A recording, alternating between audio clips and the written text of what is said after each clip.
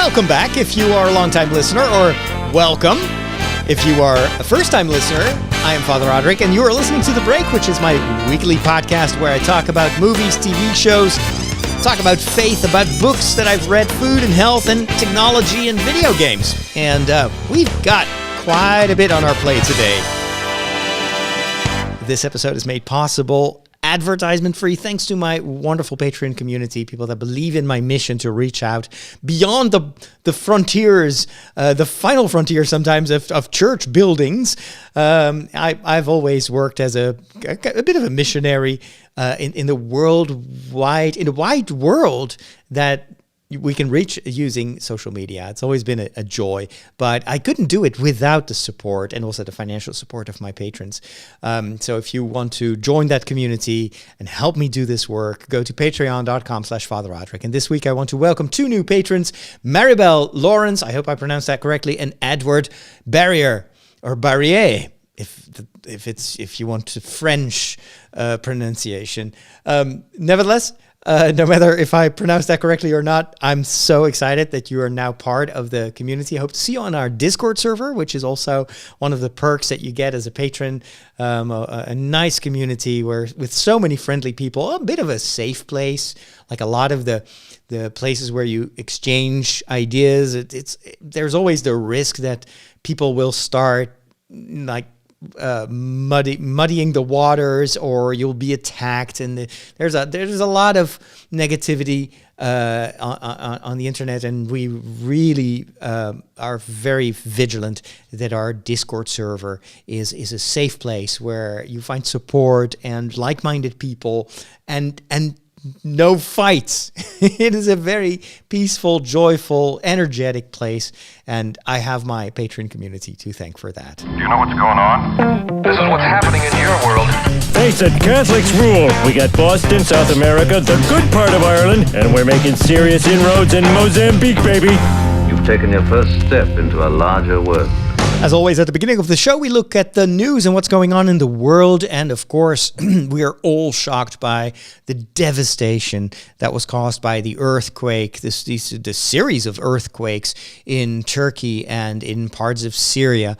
It is just horrifying to see the devastation, how many people have died, more than 20,000 now, and especially in Syria. The people that live there have suffered for more than a decade now because of the wars and the violence there, and now they get this. It's even because of the war that is still raging there, it's very hard to get help where it's needed most. And at the same time, it's heartwarming to see that from all over the world, people are helping, like with their donations and with their expertise, and the world is coming together to help these people.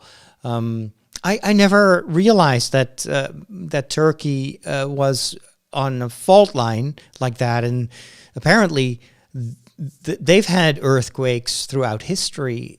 This is just one of the worst that they've had in more than a century.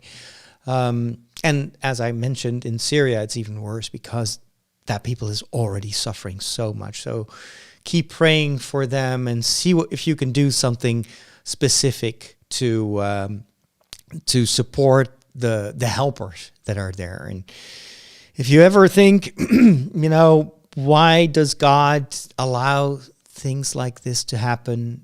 Doesn't our world already suffer enough? I don't have a good answer to that, but I've learned that if you want to see God in the midst of all that misery and all that suffering, look at the helpers. Because if you look at what Jesus does when he's confronted with pain and with suffering, where is he? He's not in the synagogue sending thoughts and prayers. He is going to the sick, he's healing them, he's embracing them, he's kissing them, he's feeding people that are hungry. And I think if Jesus is the manifestation of God in our world, after all, he's the Son of God, and he says himself, if you see me, you see the Father. So if you want to know where God is in all of this, look at where I am. I would be close to the people that are suffering, and so are many other people that are helping there. I wouldn't be surprised if a lot of them are also motivated by their faith, because they know that faith is not just something that you experience or in a church building or in a sacred place or on a pilgrimage, and it's not just a number of thoughts that you subscribe to. It's much more an encounter with God that changes the action, your choices, and that motivates you to be a source of light in this world. And so let's keep on being that light as much as we can.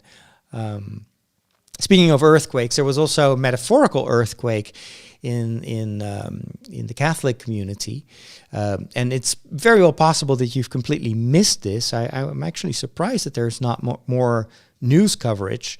I was very perturbed by this, and I'm referring to a report that came out last week, more than 600 pages, written by multiple experts in psychology, in theology, sociology, and it's all a follow-up on something that came out a year after the death of Jean Vanier.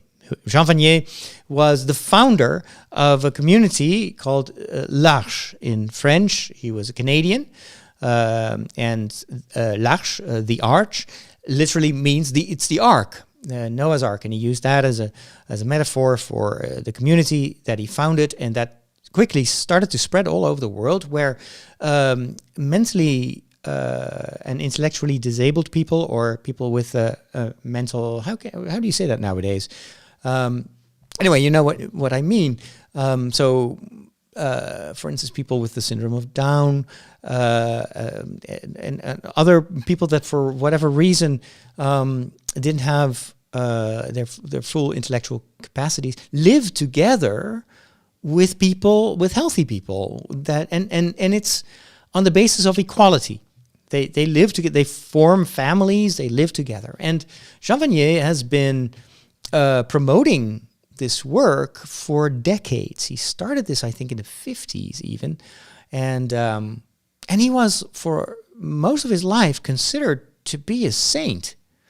And I remember when I was in seminary, we had a small library in the seminary. So I was in a bit of a peculiar seminary. It wasn't all like an internal formation. We lived together, but we studied at the university. So we during the day we were just regular students, but then we would always come together in the chapel to pray, and we lived in the same house. And so, and we had this small library, and there were lots of books from people like Jean Vanier and founders of other new movements. And I remember at the time, this was in the 80s, so late 80s, early 90s.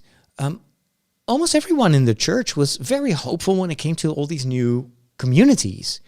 There was the charismatic movement, Emmanuel. In France, you had a ton of new communities that were all marked by usually great charism of their founders, and they were vibrant and young and had lots and lots of impact, and seemed to bear a lot of fruit. And so I remember that one day we heard that Jean Vanier was actually doing a tour in. Jean Vanier was not a priest; he was a lay person. So always told people that he wanted to become a priest, but for some reason he was never allowed to start his priestly formation. That would become clear much later why. But anyway, so I was actually going to address this in my faith segment, but I'll expand upon it there a little bit more when it comes to the fallout. But anyway, so he would visit also during his tour of Europe our seminary. And I remember that one evening he was having dinner with us, and he spoke for about an hour about his calling. And he said, you know, I heard this voice, and it was God calling me, and he wanted me to start this community. And he seemed to be a very pious, very motivated guy. And I was not the only one who was impressed by his language. He seemed to be very spiritual, and I was like, wow, the church has some very good people right now. There's these people give me hope. You know, all these new communities. The church is alive and vibrant, and look at what the Holy Spirit is doing. All that turned out to be a lie, a complete lie. Jean Vanier, a year after he was buried, was revealed to have been an abuser.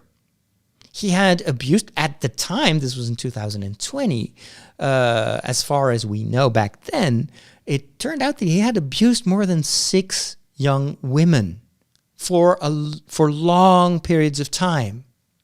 He would use his spiritual guidance that he would give these women to seduce them and to abuse them. And it was a shock at that time. And it was even more shocking because apparently there were links with other very well-known founders and other new movements. And it is insane. I remember how shocked I was to discover that one after another, all these communities that I was inspired by as a seminarian, I was like, oh my gosh, I wish we had communities like that in the Netherlands. Almost all of them turned out to be cover-ups for huge abuse, or their founders would be abusive. I mean, I can give you some examples. And this, I'm talking about this because for me, this is a bit like a spiritual earthquake. It's like, what is happening here? So, but maybe I'll talk a little bit more about and give you some more examples, because this is not a single case. There are a lot of similar cases here, and I'm also worried that this is not the end. I think that there will be much more that will come to the surface in the years to come. But after this discovery that Jean Vanier wasn't the saint that everybody said he was, but that in fact he was an abuser and a serial abuser, the community of the Arch made sure that an investigation was started. A multidisciplinary commission was set to work, and they have worked for more than 2 years on what turns out to be a 600-page report that you can download.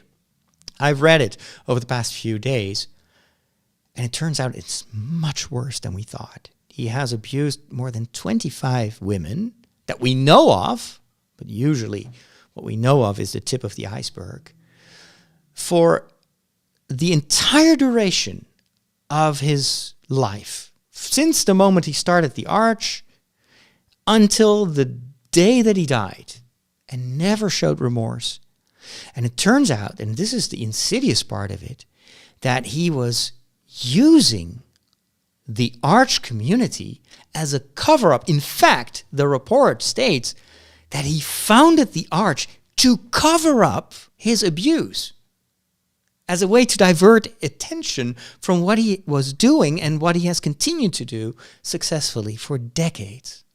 Imagine 25 young women. Some of them were married, some of them were religious sisters, others were lay people, always very keen on finding the vulnerable ones among the women that surrounded him. And what was also just gave me shivers was that, in fact, he was the secret disciple. This is almost like the Sith in Star Wars. He was the secret disciple of Thomas Philippe, who was a priest that had already been condemned in the 1950s by the Vatican because he had abused women. And he was forbidden to have any ministry. And Jean Vanier had him as a spiritual father. Even Pope John the 23rd one day told Jean Vanier, get rid of that priest. And he didn't. This priest had developed an entire theology that justified the abuse. This is how deep it goes. It's diabolical. And he has impregnated this, this whole way of thinking, this false theology on Jean Vanier. And this Thomas Philippe was then later on the pastor of that early arch community, and continued to hear confessions and abused people in confession. He was the brother of Marie-Dominique Philippe, the founder of the very well-known, very successful monastic community of the Brothers of St. John, and also the Sisters of St. John. And it turns out that Marie-Dominique Philippe, who was also venerated as a saint during his life and had a very high status for, I know these communities very well. They were always talking about him as if they were talking about the guru.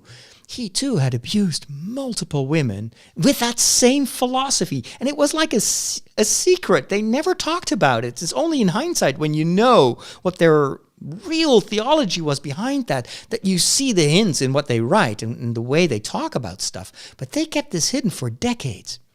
And the problem is, these priests and Jean Vanier have also had their disciples.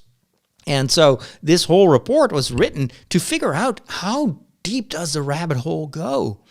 And thankfully, it turns out that with Jean Vanier's arch community, it didn't spread. He kept it secret. There may be a few followers out there, but it didn't spread because there were too many people involved in the arch community. It was a worldwide organization with most people that were working and living with these mentally impaired people. They had nothing to do with that kind of thinking. And Jean Vanier, of course, couldn't initiate new disciples for fear of being discovered. With Marie-Dominique Philippe, it's much more troubled. They covered it up for years. And he was not the only one. There are multiple priests in that, multiple Brothers of St. John that have even been in prison because of abuse. And that order has been covering up a lot of these stories. And I know from friends that have relatives in the sister community, there was also a lot wrong in those communities, a lot of psychological terror and abuse, maybe not physical or sexual abuse, but a lot of very, very unhealthy practices there. And so I was prepared to hear more about this because I knew that this research was being done. But what I did not know, and I didn't have a clue, was there was this whole like completely thwarted theology that was almost like a Gnostic sectarian movement that was covered with this, like, for the outside, everybody thought this is amazing, this is the Holy Spirit, but the core was completely rotten. And when you read the reports and when you read that line of thinking, it's insane. It's something you would maybe encounter in some very extreme sectarian movements. But this was in the heart of the Catholic Church. Oh my gosh. And you know what? And this is a question I will talk about later in this show. This confronts me with a very difficult question. Because doesn't Jesus say that a bad tree cannot produce good fruits? And a good tree cannot produce bad fruits. So how is it that someone who was so perverted and so clearly destroying people, all these women that he has abused and it's just horrible, and yet that this guy founded this thriving community that, as such, is incredible and is a very, very beautiful fruit. How does that rhyme? How does it even work? And so it's a hard question for me personally, because I feel duped. I feel that for the 10 years that I was in seminary, I've been admiring these people. I believed what they said, and so many of them turned out to be not just people with a double life, but criminals. Like, they should be in prison. I'm mad that they're dead because they can't be in prison right now. And it's not one case. It's like a ton of these young communities have had founders that abused people or members that, and it's, when does this end? Okay, deep breath. And I know it's a totally, I shouldn't pair these together, because the earthquakes in Turkey and Syria, that is a humanitarian disaster, and we're talking about more than 20,000 victims. This is of a whole different nature, and I guess that most people probably have never heard of this community and of this problem. But for me as a Catholic, it shocks me. It shocks me because we're called to be the light in this world, or to at least to bring God's light in this world. And these people that seem to do that have brought nothing but darkness.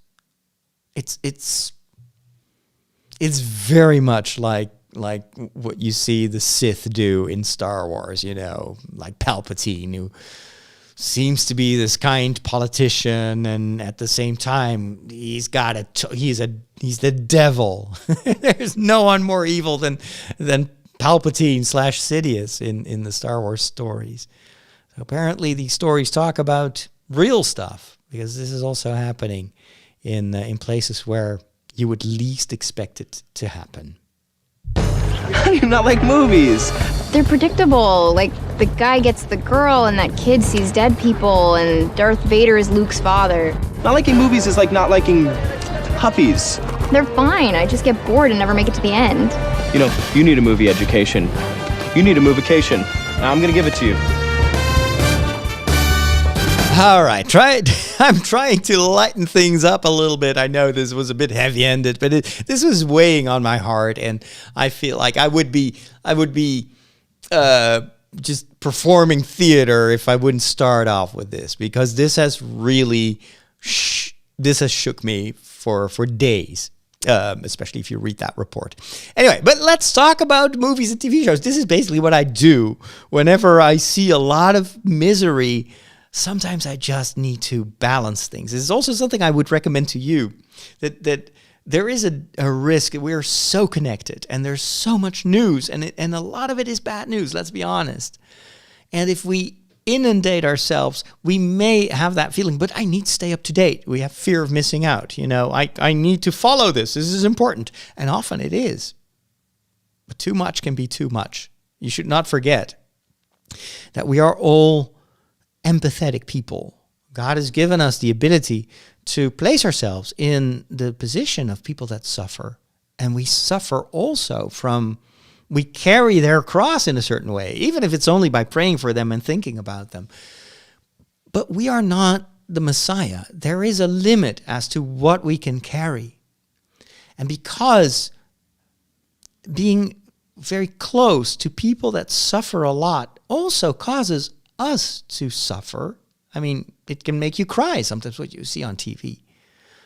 But that's also weighing on you. It's also making you suffer, and too much is can rob you from the ability to think clear, and you want to try to find a bit of balance. For me, one of my outlets is to play video games, or to read books, or to watch TV, to watch movies, and at least for about an hour per day, I can just be elsewhere. I can just shut off this brain that is constantly waiting for the next bad news.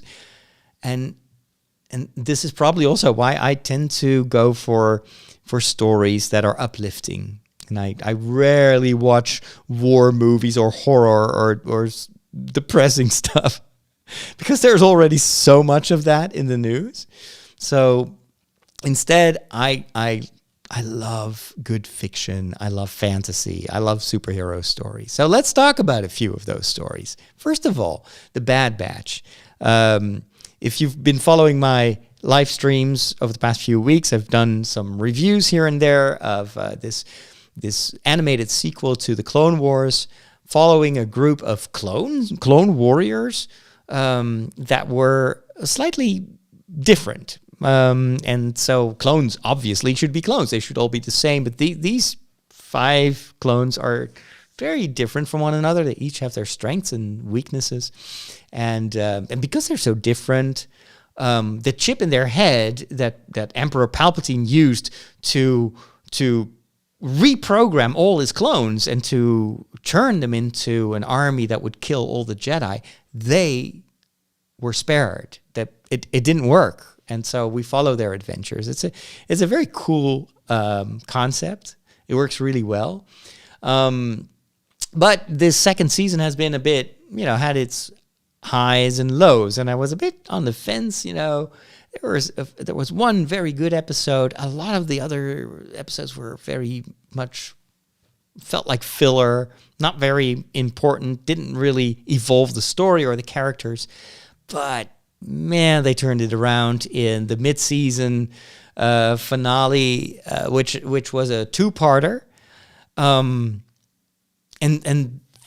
they were fantastic. Those 2 episodes. It told the story of the political story of how the destruction of the places where these clones were built. How the Empire was trying to cover that up, and so there's this good-looking Imperial officer, Rampart, and he has that quality of making it seem like, oh, he knows what he's doing and it's all for the good of the common good. But at the same time, he's ruthless. He's relentless. Again, same theme, someone who you would think, well, that's one of the more reasonable Imperials, but it's just the outside. Behind it is a very corrupted soul who doesn't hesitate to kill people, to murder entire cities or people that live in entire cities. And so, these 2 episodes focused on Coruscant, which is the political capital of the Star Wars galaxy, and how some people are figuring out what truly happened, and then you see all the resistance and the political machinations, but also the negation. Like, there are so many politicians there that just don't want to hear the truth, and so there. And then underneath it, of course, is Palpatine, who is like the puppet master, and he knows exactly what he's doing, and he has thought it out in such a way that he cannot lose. No matter what the outcome is of the political debate, he knows that he's always going to win.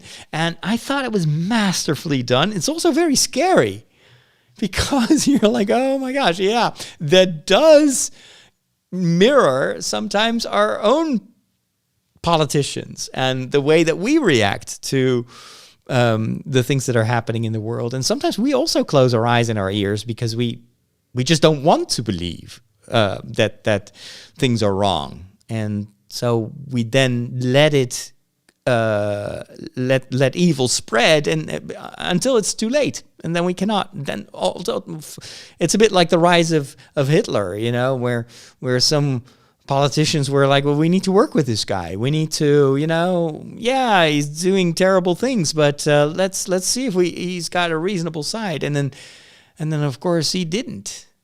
And so they woke up too late. And this is I think an important message that Star Wars tells here, that we should always be vigilant, just like what Jesus says. Be vigilant, because sometimes evil comes without you even noticing it. So if you knew at what time the thief would come to rob you, you would stay awake. Instead, we sometimes fall asleep, and we shouldn't. And so the whole theme of vigilance, I think, was an interesting spiritual theme in these episodes. And I think that this Bad Batch, these clones, are kind of our examples because they don't fall for it. They see what's happening. They struggle with the situation, but they do what they can to fight evil, even if they know that ultimately they'll probably lose. But that doesn't stop them from doing what they can to at least pause evil in its tracks. Very inspiring, gives me high hopes for the rest of the season. Then I finally got to see Top Gun Maverick, which was available on, I think it was on Sky Showtime, which is a relatively new streaming platform in the Netherlands and other parts of Europe. It's got Paramount, it's got DreamWorks, a couple of big companies came together on that platform. So Top Gun Maverick, of course, is a sequel starring same Tom Cruise, who apparently does not age, which is kind of scary.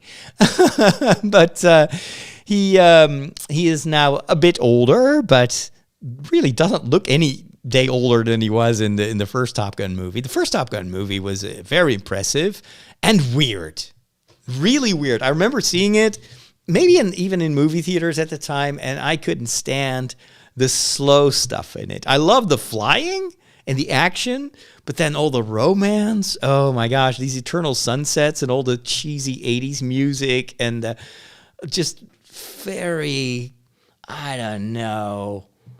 I couldn't care less about all the romance and the drama. It didn't work for me. And it's maybe just the style of the movie that I didn't care for that much. But I'd heard that Top Gun Maverick, it's such an amazing sequel. It's so much better than the original Top Gun, so I had high hopes.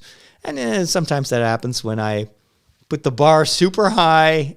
It can only disappoint. And man, it disappointed me so much. I mean, first of all, let's get this out of the way. The action sequences, all the flying stuff is insanely well done. It's edited so well. It had me on the edge of my seat, especially the final part where they actually fly this mission.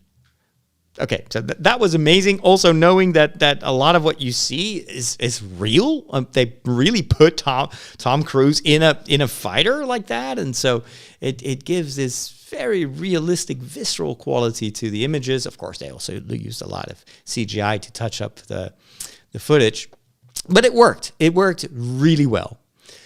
It's almost like a video game in a certain way, but then the rest.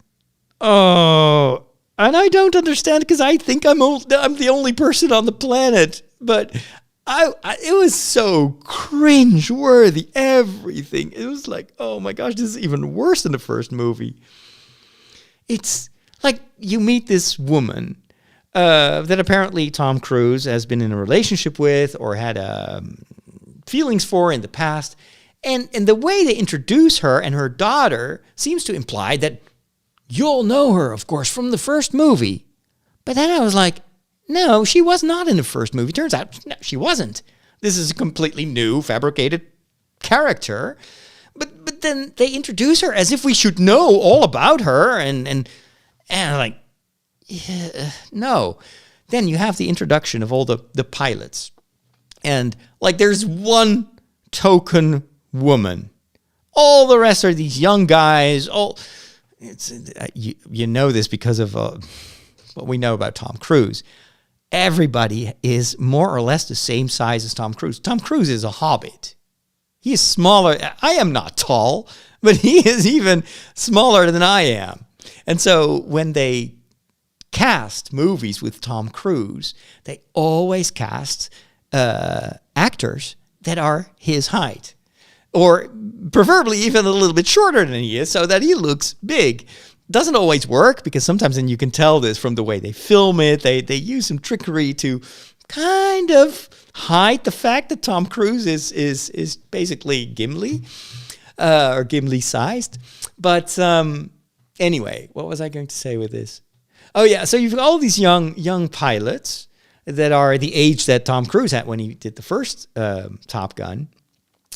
And it's just the way they are introduced. It's so testosterone heavy and so cheesy. And oh man, it feels like a commercial for the army, but directed to a certain demographic that I don't think I know in reality. But anyway, and then you've got the whole romance stuff. Like every single romantic and dramatic beat is so predictable. Like I was watching the movie, it's like, okay, so the next thing she's going to say is this. And then she says exactly what you expect her to say. And now we're going to have this, they're going to be on this motorbike, sunset, yeah, they're going to play another 80s hit. And yeah, boom, they do that. And then they go to her house, and of course, the first time, she's not inviting him in, and he's going to be a bit disappointed about that. But there's going to be a second time, and then she's going to leave the door open. What happens in the middle of the movie? Sorry for the spoilers. Exactly that. And it's like time and again, even with the guys that he doesn't go, there's some friction, there is some trauma there, and it's like it's so by the numbers. And it was so cringeworthy. I didn't care at all for anyone in this movie. Oh my gosh! If it weren't for the flying, I would have stopped watching it. And I know I am one of the few people who did not like this movie. I watched all the reviews. I know that most of you that have watched the movie loved it. So something was wrong with me. Probably, I don't know. It's a weird movie. I really didn't care for it. Anyway. Let's talk about superheroes. Let's talk about Superman, Batman, Wonder Woman, and all the DC Universe plans that were revealed by James Gunn last week. This is something that fans of DCU have been looking forward to, also with a bit of trepidation, if I'm honest, because, of course, James Gunn had already announced. James Gunn is the writer and director of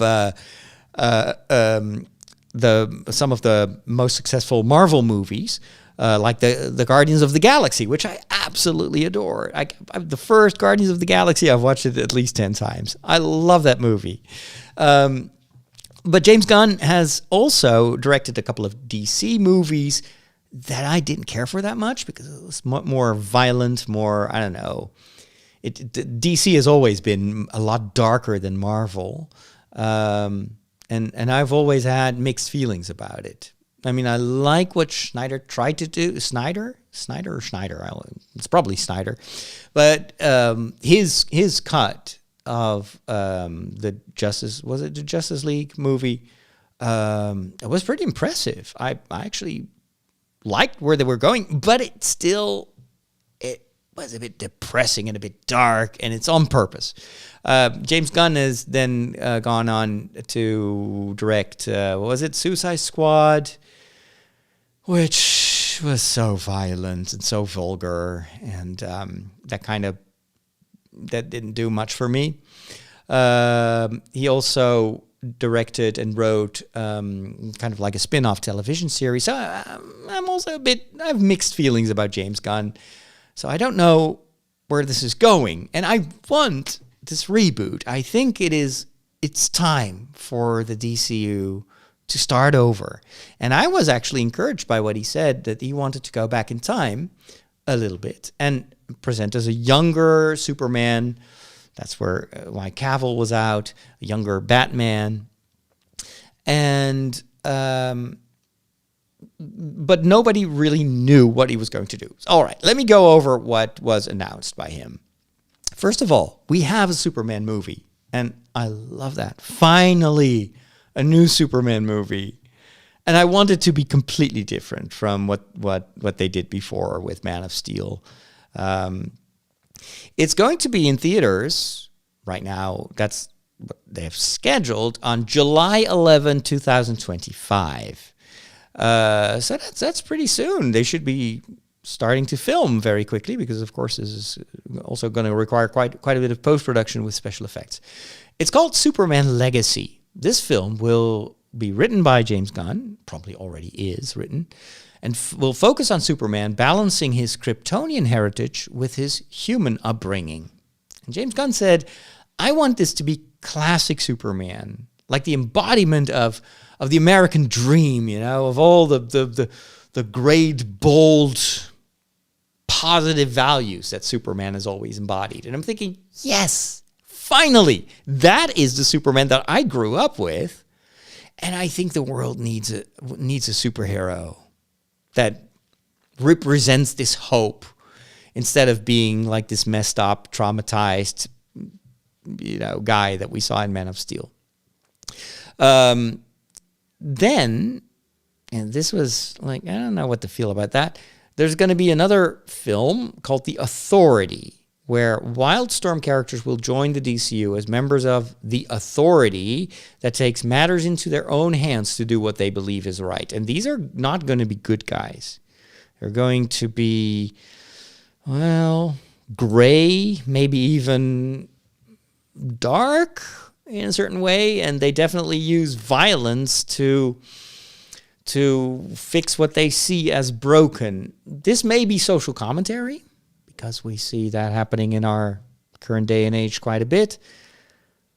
But I'm not sure if I want a story about this kind of stuff. I mean, feels again like what the DC has been doing for decades now. It's all this dark, gloomy, depressing stuff. Anyway, we'll see. I'm not very excited about this whole idea of the Authority. Also because I have no idea what it is. I don't know much about the DCU or about the DC Comics world. So a lot of these characters may be very familiar and well known by DC fans, but I've never had access to these comics, so I don't know much about it. Then, this at first seemed to be interesting. A Batman and Robin movie. Like, yes. Again, I grew up with Batman and Robin. I love that combination. And of course, the only movie that we got about Batman and Robin wasn't very good. Wasn't that with George Clooney? And the whole Batman Nipplegate thing? Oh my gosh. Anyway, so The Brave and the Bold is the title of this movie. It's inspired by Grant Morrison's comic series. And this will introduce Batman and his son, Damian Wayne. And James Gunn spoke about this. So they're going to cast a younger actor to play Batman. And then his son, he said, I like this because he's this young SOB. And he's violent and he's frustrated. And I'm like, oh no, here we go again. I like Batman and Robin because Robin was someone, as a child, I could relate to Robin. I was like, I wish I was Robin. I wish I could be an assistant of a superhero. And now they're going to make Robin this, anyway, morally dubious guy. I don't know. Father-son dynamics could be interesting, but the way they talked about the Robin is like, I hope they're not going to overdo it. I don't want the DC movies to turn into The Boys on Amazon Prime, where everybody is perverted and corrupted and violent. Ugh. Please save us from that. I don't want more of that, in especially not in the DC universe that I love so much. Then Supergirl, Woman of Tomorrow. I love Supergirl. Love to see a movie about that. Didn't care that much for the television series, although it was okay, but it was a bit too much on the nose with all the modern issues that they kind of shove in there. It was a bit too political to my taste. But anyway, Supergirl. This Supergirl is also someone who is very broken. She didn't grow up like Kal-El with nice parents. No, she saw the destruction of Krypton. She's traumatized. She's seen a lot of horrible stuff. So I'm reading that. I'm thinking, oh man, this sounds like another character from the Suicide Squad. It doesn't sound like Supergirl. It all depends, of course, on the writing. But again, I was like, why do you always go the dark road? There is so much darkness in this world. We need heroes. We need hope. We need fairy tales. Oh, man, I don't want Snow White to be messed up, traumatized, violent, crazy. And then the last film project that was announced is Swamp Thing. And this surprised me as well, because Swamp Thing? What is that? I have no idea. Apparently this is going to be more of a horror movie, but they will also bring in other characters. And James Gunn defended this by saying, this may sound strange that we're going to do a movie with Swamp Thing, because he seems to be so out of place compared in the company of, Batman and Superman and Robin and Supergirl. But trust me, this is what made the Guardians of the Galaxy so great.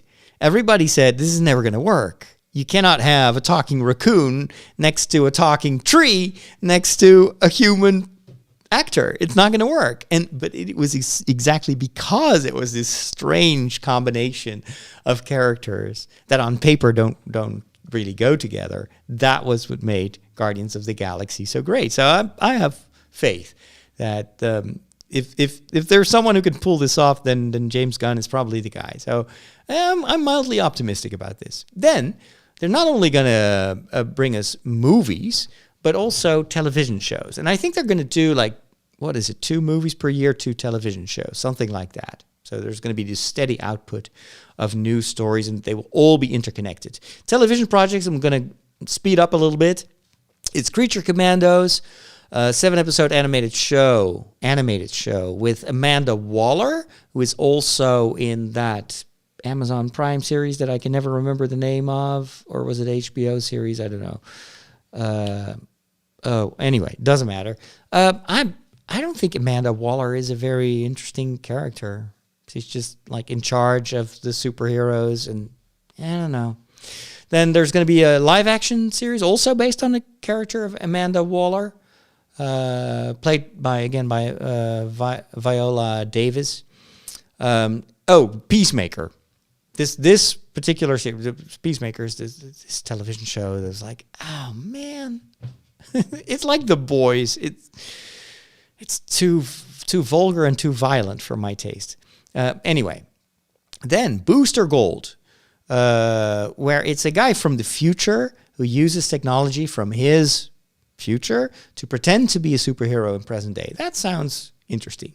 Booster Gold. That could be more comedic. I don't know. I like the premise of this idea. Then this got me really excited. Lanterns. Finally, the Green Lantern is back. I love that movie. Everybody hates it. I love it. Oh my gosh. Sorry about that. I really, really, really love the Green Lantern movie. With all its cheesiness. But they were so scared because it flopped, of course, and everybody hated it.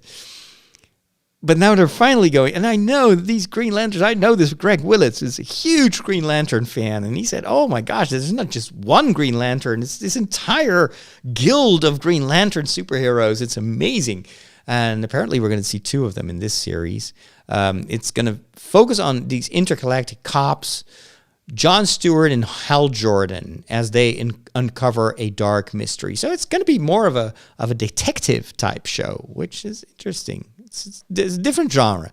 Then this one doesn't really interest me that much. It's called Paradise Lost. It's a Game of Thrones style show, so very political, set in Themyscira, home of the Amazons and the birthplace of Wonder Woman. This is going to take place before Wonder Woman was even born. It focuses on the genesis and the political intrigue of an island of all women. Yeah, whatever.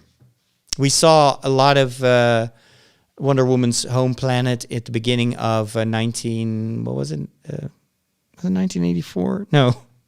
That last Wonder Woman movie, I did not like that movie at all. At least the whole first act of that movie that took place on this planet. I was like, why? Why? It doesn't work. And now they're going to do a television series about it? I don't know. Anyway, so that is what they are going to develop in this reboot. And apparently they're going to use the Flash movie that comes out with, of course, Ezra Miller, this very, very controversial actor that they hope, of course, is going to be accepted by the people, even though he's done terrible things lately. And And they're going to use that movie to justify why they go back into the past and have a younger version of the DCU. So maybe it's going to be a different, or probably they're going to do a multiverse type of thing anyway. But then they need to do that because they still have the Aquaman movie that comes out, and Shazam and Blue Beetle, and all that takes place in the current DCU. So they cannot, reboot now. Anyway, they'll figure it out.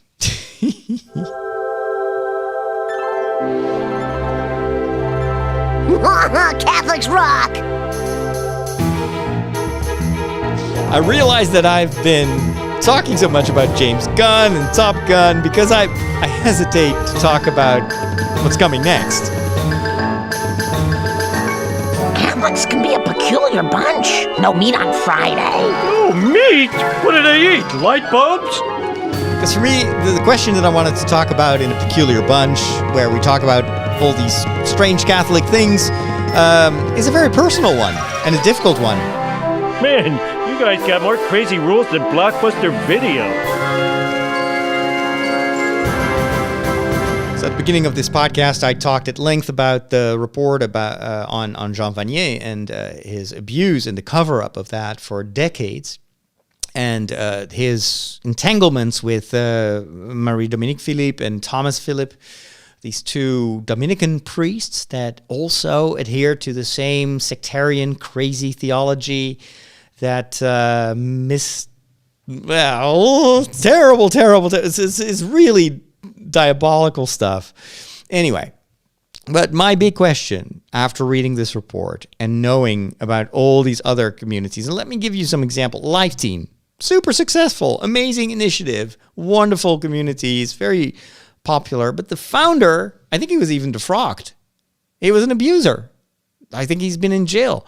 We got the Brothers of St. John, same thing. The founder of the Blue Sisters, well, we call them Blue Sisters, but they're the Sisters of the Virgin of Matara or something like that. Anyway, very popular, very fast-growing religious community in the world. The founder has been abusing people. Same thing. Maybe not well known in the rest of the world, but definitely at the time when I was in seminary, super popular was a charismatic community. What was the name? It was founded by a guy who used to be a Protestant pastor and then converted to Catholicism. Lion de Judah, the Lion of Judah.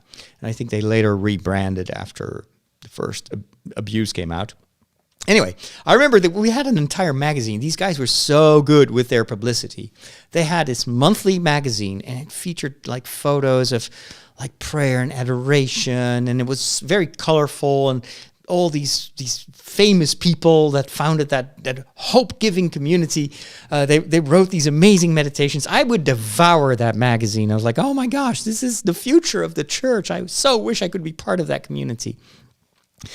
It was all a lie. These guys, these men and women that were writing all these pious things, in secret were abusing and raping women and putting like psychological pressure on their members and embezzled money, and it was like the worst of the worst of the worst.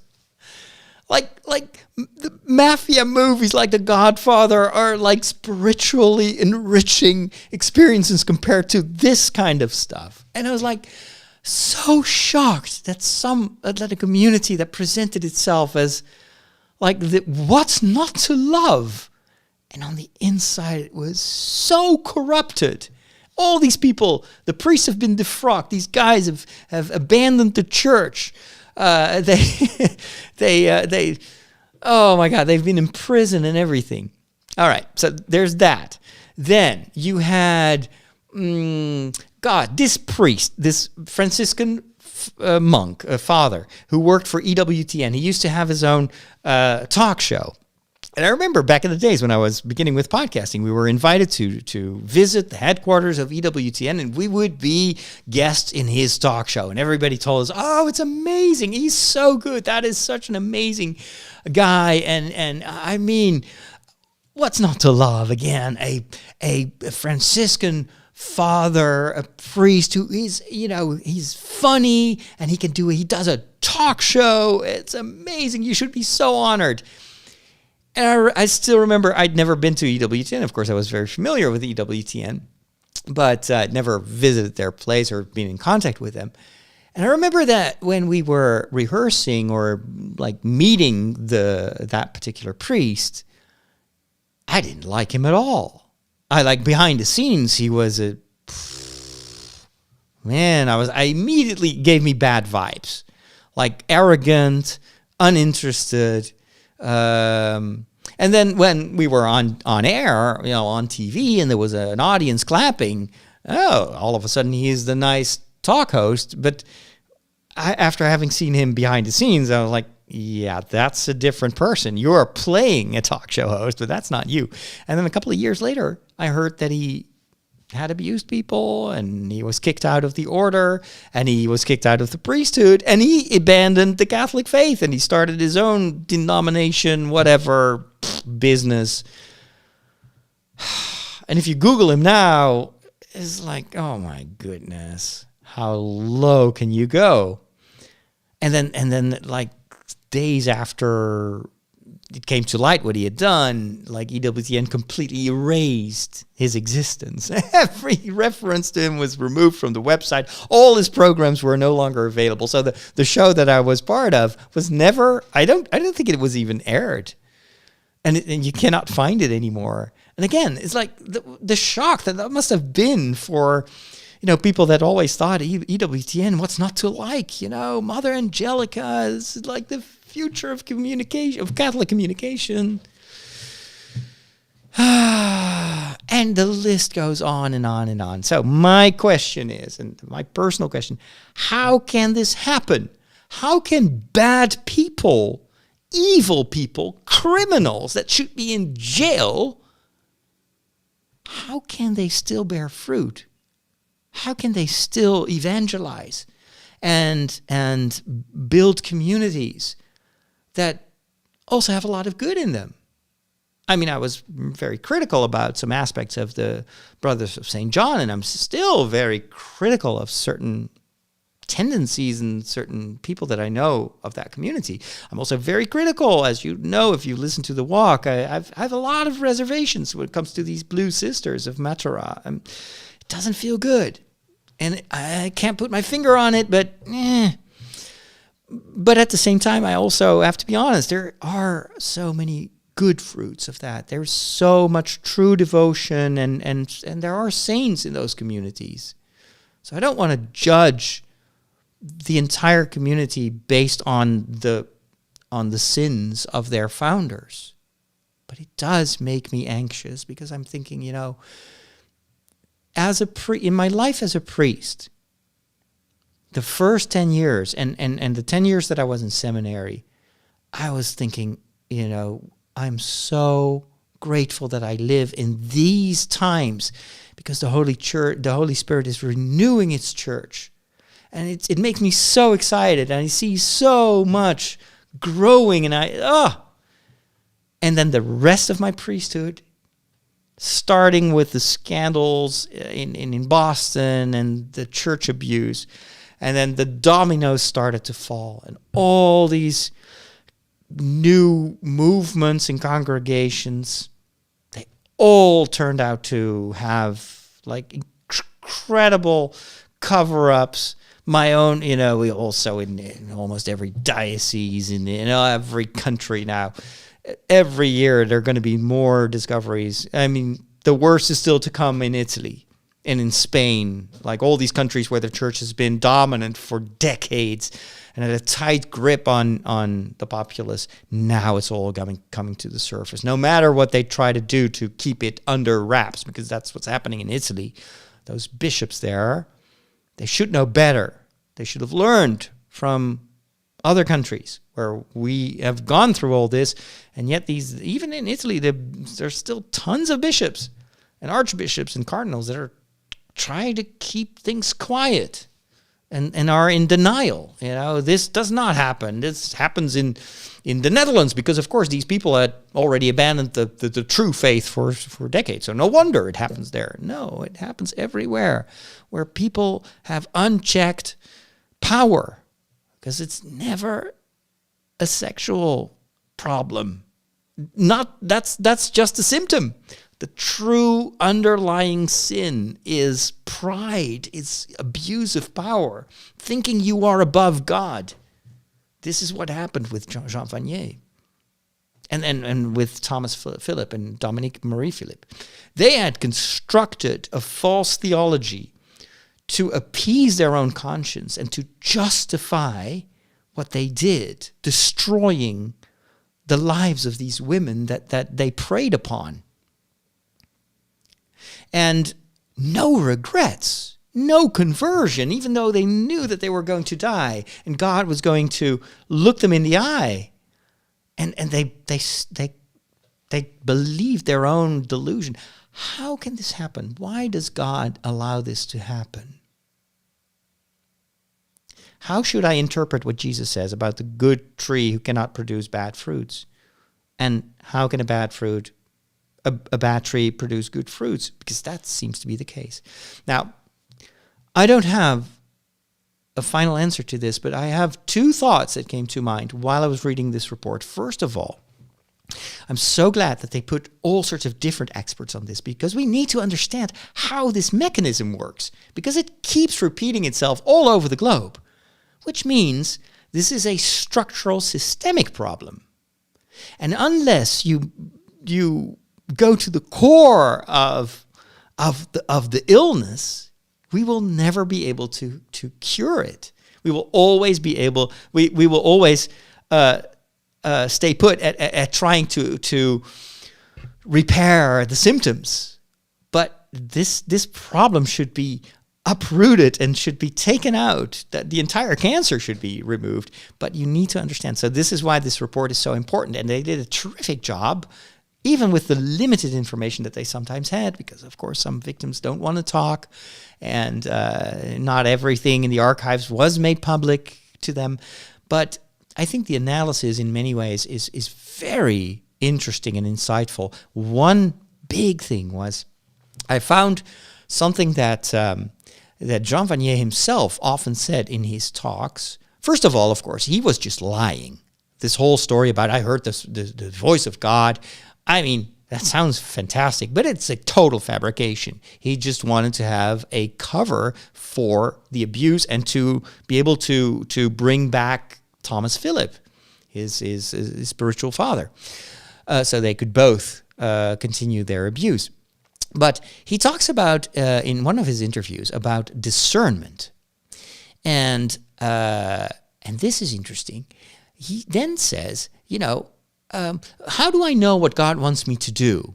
And I was interested to see what he writes and what he said in that interview, because this is probably how he justifies himself. And he says, well, you know what? This is what I do. It has to feel good. I have to feel joy in my heart. I have to feel an explosion of positive vibes. And that is the sign that God wants me to do this. That's the first criterion that he says. I'm thinking, this sounds like a messed up version of what St. Ignatius says, who, of course, has founded like this whole Jesuit discernment process. Yes, emotions are important, and you have to search your soul, and if something feels wrong, then you should explore and pray about that and ask advice and discern, because if you don't feel good about something, then maybe it's not God's will. But it's always like that's the first step. But it doesn't. A good feeling does not justify to do whatever. If I would do whatever feels good, I wouldn't work a day. I would stuff myself with the most unhealthy food Of course it doesn't work, but he uses that very seriously. This is, if it feels good, I can. It's a sign that God he feels good about it as well. And I'm thinking, that I bet you that abusing these women felt good to you, but it destroyed their lives. So that's not a criterion. The second criterion, and it's only the second one, and then it's like these two. The second one is you will have to ask the advice of some other people. And then he actually gives two examples. He says, so for me, for instance, Father Thomas Philip, he was always in agreement. He has really confirmed what I do. And of course, everybody thought it was talking about the foundation of the arch and living with these intellectually impaired people. No, he was talking about this convicted abuser, Thomas Philip, who probably confirmed his completely deviant theology and the subsequent abuse. And then he said, and then there is this woman, she's a psychologist, and she also thinks that, what I do with these handicapped people is very good. She really gives me a chance. That's his entire discernment. And I know what's missing there. Objectivity. The church. What about your bishop? What about the Vatican? The Vatican has condemned this priest, and you keep it secretly. You stay with this Sith master. Pope John the 23rd, in the elevator going up, tells you have to break with that guy, and you don't listen to the Pope. So that's where things go wrong. So this is very important to understand that the discernment here was already thwarted. And that, of course, becomes the criterion for everything that he does. We need to bring in Jesuits in this because they're very good at telling us what real discernment is all about. The second thing that struck me in this report, and this has to do with the question, how can a bad tree produce good fruits? And I think I found the solution. Jean Vanier did not produce good fruits. He destroyed the lives of these young women. He lied. He has now, even now that he's dead for 3 years, he's still destroying the faith and the hope of everybody that were listening to his words and try to follow his many people are going to step away from the church because of what he did. That's not good fruits. That is a bad tree producing bad fruits. It took a while for us to discover how bad those fruits were and how many, but he did not produce good fruits. So where do the good fruits of the Arch community come from? From everyone else. From all the other people who were not involved in this sham, in this cover up, in this sectarian movement. These people that gave their lives to support people in difficult situations, that wanted to be there and love and take care of these handicapped people. They were genuine, they were authentic, and God worked through them. So the fruits of the Arch are not the fruits of this particular guy. And the same thing, I think, with Life Team, with the sisters, the Blue Sisters, with a lot of these other movements. The good stuff that comes from those movements is because of the good people that also were there. And where sin is destroying, God builds. Where sinners are doing the opposite of what Jesus taught us to do, the Holy Spirit works even harder in the hearts of the people that don't know what's going on and that do want to do the good thing. And so Jean Vanier always said that the Arch was his merit, and people attributed it to him. But he was a false disciple, or how do you say that? A false prophet in a certain way, an imposter, a bad tree with bad fruits. And thankfully, thanks to God, there were still good fruits that were able to grow in the shadow, in the ink black shadow of what this man has done. We are on the cutting edge of technology. Wow. Well, what does that mean? Just plug it in. It's going to say, hey, I see you plugged in a new device. And it's going to load in the appropriate drivers. You'll notice that this scanner build... Whoa. Well, all your technology stuff, it just ends in disaster. But there is one more thing. There is one more thing that I want to talk about. Actually, three more things that I wanted to briefly touch upon because I'm already the show is getting long. But first of all, I'm still reading Pillars of the Earth, this book. It's a riveting read. Also, it's a little bit more Game of Thrones than I thought it would be. So my previous enthusiasm does not preclude that there are some very graphic descriptions of scenes that you may not want to read to your kids. So there's a lot of violence. So read carefully. But it is still extremely well written, and it is a little bit like Game of Thrones in the scope of this story. I've got 2 more hours, and then I'm done with this book. But apparently there is a sequel.